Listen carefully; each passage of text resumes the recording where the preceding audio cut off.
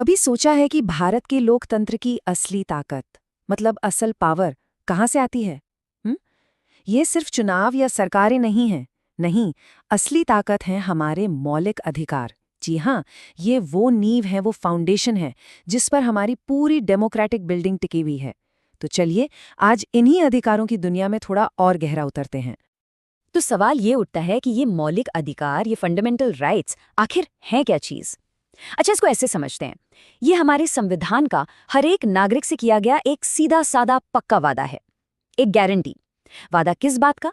वादा इस बात का कि भाई चाहे कोई भी हो, कहीं से भी आता हो, उसे सम्मान, आजादी और बराबरी के साथ जीने का पूरा पूरा हक है। ये कोई तोहफा नहीं, ये हर भारतीय का जन्मसिद्ध अधिकार है। और जानते हैं, इस वादे की सबसे खास बात क्या है? ये अटूट है। मतलब इसे कोई तोड़ नहीं सकता।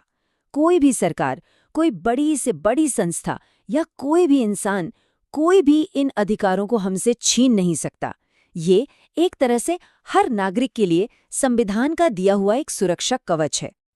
ठीक है, तो चलिए अब इन अधिकारों की परतें एक एक करके खोलते हैं। शुरुआत करते हैं उन दो सबसे बड़े पिलर्स से जिन पर किसी भी व्यक्ति की आजादी की पूरी इमारत खड़ी होती है, और वो हैं समानता और स्वतंत्रता के अधिकार। तो सबसे पहले बात करते हैं समानता के अधिकार की। देखिए, इसका मतलब बहुत सीधा है। कानून की नज़र में सब बराबर हैं, बिल्कुल बराबर। कोई फर्क नहीं पड़ता कि किसी की जाति क्या है, धर्म क्या है या लिंग क्या है, सब एक समान है। यही अधिकार है जो कहता है कि नौकरी और पढ़ाई लिखाई में सबको बराबर मौके मिलने चाहिए। और हाँ, अस्पृश्यता यानी छुआछूत जैसी जो सामाजिक बुराइयां थीं, उनको जड़ से खत्म करने का काम भी यही अधिकार करता है। अच्छा, इसके बाद आता है स्वतंत्रता का अधिकार। ये बहुत जरूरी है। ये हमें आजादी देता है अपनी बात रखने की, अपनी राय जाहिर करने की, शांति से कहीं इकट्ठा होने की या कोई एसोसिएशन बनाने की। यही अधिकार हमें देश में कहीं भी घूमने फिरने और बस जाने की आजादी देता है। और इन सब में सबसे ऊपर है अनुच्छेद 21, राइट टू लाइफ, जीवन का अधिकार। सोचिए, एक ऐसा अधिकार जिसके बिना तो बाकी सारे अधिकार बिल्कुल बेमतलब हैं। चलिए अब आगे बढ़ते हैं और उन अधिकारों को देखते हैं जो इंसान की गरिमा, उसके डिग्निटी और उसकी अपनी निजी आस्था यानी पर्सनल बिलीफ्स की हिफाजत करते हैं। शोषण के विरुद्ध अधिकार, ये एक मजबूत ढाल है। ये मानव तस्करी मतलब ह्यूमन ट्रैफिकिंग और बंधुआ मजदूरी, फोर्स लेबर जैसी घिनौनी प्रथाओं पर पूरी तरह रोक लगाता है। और शायद सबसे जरूरी बात, ये हमारे बच्चों के बचपन को बचाता है। ये पक्का करता है कि किसी भी बच्चे से कोई खतरनाक काम न करवाया जाए। हम सब जानते हैं कि भारत की सबसे बड़ी खूबसूरती उसकी डाइवर्सिटी, उसकी विविधता में है। और धर्म की स्वतंत्रता का अधिकार, ये इसी विविधता का जश्न मनाता है।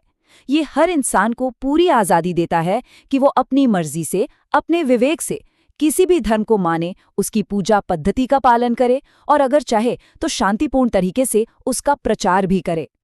और इसी विविधता की बात को थोड़ा और आगे बढ़ाते हैं, क्योंकि भारत की डाइवर्सिटी ही तो उसकी सबसे बड़ी ताकत है।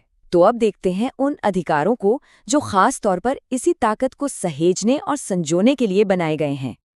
हाँ, तो संस्कृति और शिक्षा का अधिकार ये खास तौर पर अल्पसंख्यक समुदायों यानी माइनॉरिटीज के लिए है। ये उन्हें हक देता है कि वो अपनी अनोखी भाषा, अपनी लिपि, अपनी संस्कृति को न सिर्फ बचाकर रखें बल्कि उसे आगे भी बढ़ाएं। और तो और अपनी इस पहचान को जिंदा रखने के लिए वो अपने खुद के एजुकेशनल इंस्टीट्यूशंस भी स्थापित कर सकते हैं और चला सकते हैं। तो हमने इतने सारे जरूरी अधिकारों की बात तो कर ली, समानता, स्वतंत्रता और भी बहुत कुछ। पर एक मिनट रुककर सोचिए, अगर कोई इन अधिकारों को मानने से इनकार कर दे या इन्हें तोड़ने की कोशिश करे, तब क्या होगा? मतलब ऐसे अधिकारों का फायदा ही क्या अगर उन्हें बचाने का कोई तरीका ही ना हो? ये शायद सबसे जरूरी सवाल है, क्योंकि अधिकार सिर्फ संविधान की किताब में लिखे हुए सुंदर शब्द तो नहीं हो सकते हैं ना। असल जिंदगी में जमीन पर इनकी रक्षा कौन करेगा? कौन है वो गारंटर?